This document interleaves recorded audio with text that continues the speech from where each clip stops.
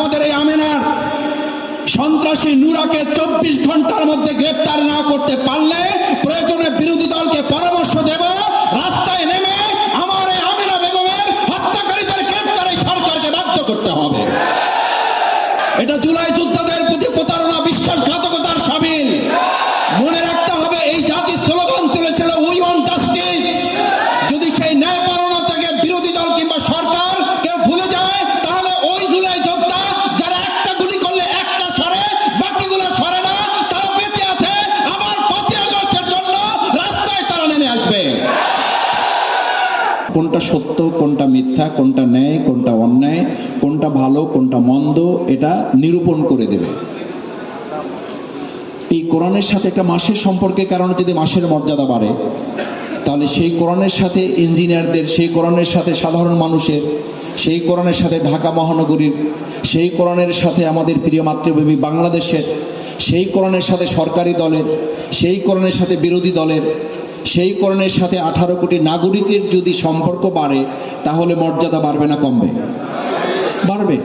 কিন্তু আমাদের মর্যাদা কমছে না। শুধু একটা সরকার প্রতিষ্ঠিত হতে না হতেই আমরা যখন 3টি মৌলিক কথা শুনছি সরকারের প্রধান ব্যক্তির বক্তব্য থেকে, আইনের শাসন, ন্যায্যতার ভিত্তিতে দেশ পরিচালনা এবং গুরুত্বের ভিত্তিতে নাগরিকগণ তাদের অধিকার সংরক্ষণ করবেন, এই কথা বলার 5 দিন 7 দিন যেতে না যেতেই আমাদেরকে এই দৃশ্য কেন দেখতে হয় যে নরসিংদীতে আমাদের 15 বছর বয়সী একটা মেয়েকে প্রথমে গ্যাং রেপিং করা হচ্ছে, তারপর তার ইজ্জত আবরু এবং পরিবারের সম্মান বাঁচাতে না পেরে তার খালু বাড়ি যাওয়ার পথে তাকে অপহরণ করে তাকে হত্যা করা হচ্ছে।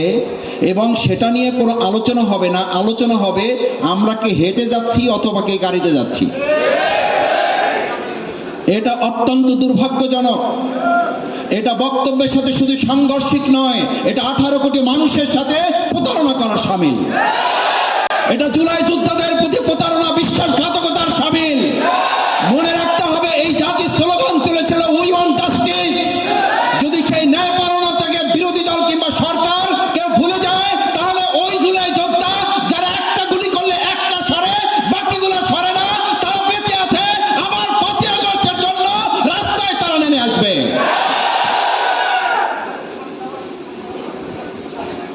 আমাদের মনে করার কোনো কারণ নাই 5ই আগস্ট হেলিকপ্টারে সবাই চলে গেছে।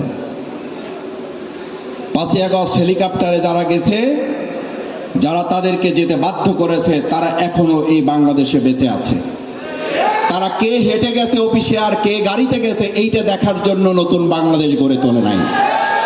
তারা গড়ে তুলেছে আমাদের এই আমেনার সন্ত্রাসী নুরাকে 24 ঘন্টার মধ্যে গ্রেফতার না করতে পারলে